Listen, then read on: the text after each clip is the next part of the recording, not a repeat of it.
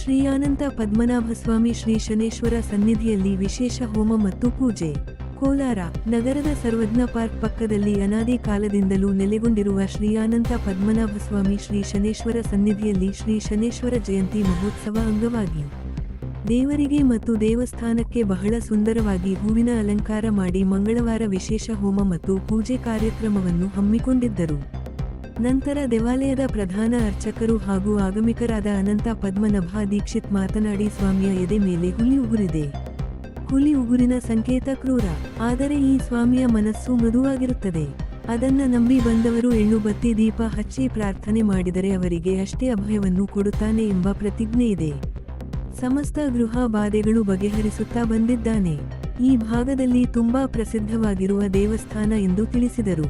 ಗಣಪತಿ ಪ್ರಾರ್ಥನೆ, ನವಗ್ರಹ ಆರಾಧನೆ, ವಿಶೇಷ ತೈಲಾಭಿಷೇಕ, ಶಾಂತಿ ಹೋಮ, ಸಕಲ ರಾಶಿಗಳಿಗೆ ದೋಷ ಇರುವುದರಿಂದ ಎಲ್ಲಾ ರಾಶಿಗಳಿಗೆ ಶಾಂತಿ ಹೋಮ ನಂತರ ದೀಪ ಆರಾಧನೆ ನಡೆಸಲಾಯಿತು.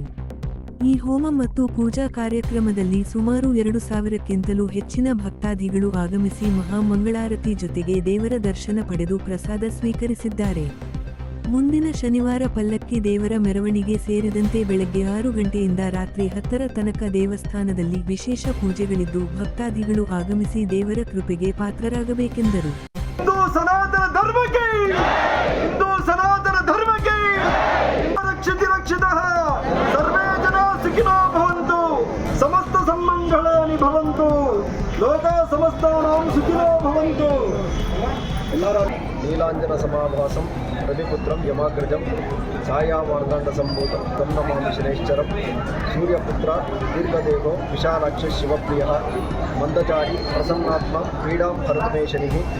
ಕೋಲಾರ ನಗರದಲ್ಲಿ ನೆಲೆಗೊಂಡಿರುವ ಅನಾದಿ ಕಾಲದಿಂದಲೂ ನೆಲೆಗೊಂಡಿರುವ ಶ್ರೀ ಶನೇಶ್ವರ ಸ್ವಾಮಿ ದೇವಾಲಯದಲ್ಲಿ ಶನೇಶ್ವರ ಸ್ವಾಮಿಯ ಜಯಂತಿಯ ಮಹೋತ್ಸವದ ಅಂಗವಾಗಿ ಈ ದಿನ ಪ್ರಾತಃ ಕಾಲ ಗಣಪತಿ ಪ್ರಾರ್ಥನೆ, ಸ್ವಸ್ತಿ ಪುಣ್ಯಾಹವಾಚನೆ, ನವಗ್ರಹ ಆರಾಧನೆ, ಸ್ವಾಮಿಗೆ ವಿಶೇಷ ತೈಲಾಭಿಷೇಕ ಹಾಗೂ ನವಗ್ರಹ ಆರಾಧನೆ ಮೂಲಕ ಪೂರ್ವಕವಾಗಿ ಶಾಂತಿ ಹೋಮ, ಸಕಲ ರಾಶಿಗಳಿಗೂ ದೋಷ ಇರೋದರಿಂದ ಇವತ್ತು ಎಲ್ಲ ರಾಶಿಗಳಿಗೆ ಶಾಂತಿ ಹೋಮವನ್ನು ಮಾಡಲಾಯಿತು.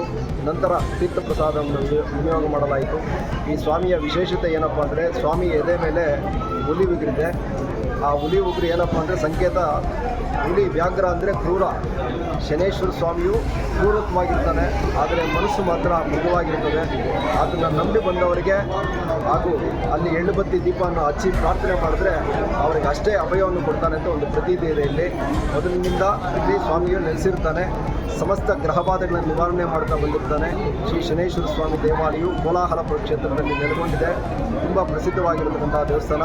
ಅನಾದಿ ಕಾಲದಿಂದಲೂ ನಮ್ಮ ತಾತ ಮುತ್ತಾತ ಕಾಲದಿಂದಲೂ ನಡ್ಕೊಂಡು ಬಂದಿದೆ. ಹಿಂದೆ ಅನಂತ ಪದ್ಮನಾಭ ಸ್ವಾಮಿ ಇದ್ದಾರೆ, ಬಲಗಡೆ ಗಣಪತಿ ಇದ್ದಾರೆ, ಸುಬ್ರಹ್ಮಣ್ಯೇಶ್ವರ ಸ್ವಾಮಿ ಇದ್ದಾರೆ, ನೈಋತ್ಯದಲ್ಲಿ ನವಗ್ರಹಗಳ ದೇವಾಲಯವಿದೆ. ಇನ್ನೂ ದೇವಸ್ಥಾನ ಹೆಚ್ಚಿನ ಸಂಖ್ಯೆಯಲ್ಲಿ ಅಭಿವೃದ್ಧಿಯಾಗಬೇಕು. ಇನ್ನೂ ಭಕ್ತಾದಿಗಳು ಸ್ವಲ್ಪ ಸಹಾಯವನ್ನು ಮಾಡಿ ಈ ದೇವಸ್ಥಾನ ಸರ್ವತ ಅಭಿವೃದ್ಧಿಗಾಗಿ ಮಾಡಬೇಕು ಅಂತ ತಮ್ಮಲ್ಲಿ ವಿನಂತಿ ಮಾಡಿಕೊಳ್ಳಲಾಗಿದೆ. ಬೆಳಗ್ಗೆ ಸುಮಾರು ಒಂದು 2,000 ಜನದ ಮೇಲೆ ಸೇರಿದ್ದಾರೆ. ಶನಿವಾರ ಬೆಳಗ್ಗೆ ಸ್ವಾಮಿಗೆ ಪ್ರತಿ ಶನಿವಾರ ಬೆಳಗ್ಗೆ 6 ಗಂಟೆಗೆ ದೇವಸ್ಥಾನ ಓಪನ್ ಆಗುತ್ತೆ.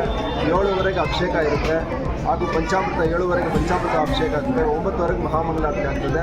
ಪ್ರತಿ ಶ್ರಾವಣ ಮಾಸದಲ್ಲಿ ಬೆಳಗಿನ ಜಾವ 3:30ಗೆ ಅಭಿಷೇಕ ಆಗ್ತದೆ.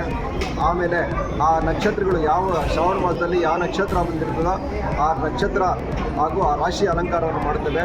ಪ್ರತಿ ಶ್ರಾವಣ ಮಾಸದಲ್ಲಿ ಬೆಳಗಿನ ಜಾವ 3:30ಗೆ ಅಭಿಷೇಕ, 6:00ವರೆಗೆ ಮಹಾಮಂಗಳಾರತಿ ಇರುತ್ತೆ. ತೀರ್ಥ ಪ್ರಸಾದ ವಿನಿಯೋಗ ಇರುತ್ತೆ. ಪೂಜೆ ಅಂದರೆ ತೈಲಾಭಿಷೇಕ ಇರುತ್ತೆ ಹಾಗೂ ಪಂಚಾಮೃತ ಅಭಿಷೇಕ ಇರುತ್ತೆ. ಹಾಗೂ ಅವರು ಏನನ್ನ ರಾಶಿಗಳಲ್ಲಿ ದೋಷ ಇದ್ದರೆ ಆ ರಾಶಿ ಅಲಂಕಾರ ಮಾಡಿಸಿದ್ರೆ ಆ ಭಗವಂತ ಅವ್ರಿಗೆ ಒಳ್ಳೆಯದು ಮಾಡ್ತಾನೆ ಅಂತ ಒಂದು ಪ್ರತೀತಿ ಇದೆ. ಮುಂದಿನ ವಾರ 31 ಬೆಳಗ್ಗೆ 6:30 ಗಂಟೆಗೆ ಷೋಡಶ ರಸಾಭಿಷೇಕ, 9:30 ಗಂಟೆಗೆ ಮಹಾಮಂಗಳಾರತಿ ಇರ್ತದೆ. ಸಂಜೆ 6 ಗಂಟೆಗೆ ಸ್ವಾಮಿಯ ದಿವ್ಯ ಮೆರವಣಿಗೆ ಇರ್ತದೆ. ಪುಷ್ಪವಲ್ಲಿಕೆಯನ್ನು ಹಮ್ಮಿಕೊಳ್ಳಲಾಗಿದೆ. ಸುಮಾರು ರಾತ್ರಿ ಹೊತ್ತು ಒಂದು 10:30 ಗಂಟೆವರೆಗೂ ಈ ಉತ್ಸವ ನಡೀತದೆ. ಕೋಟೆ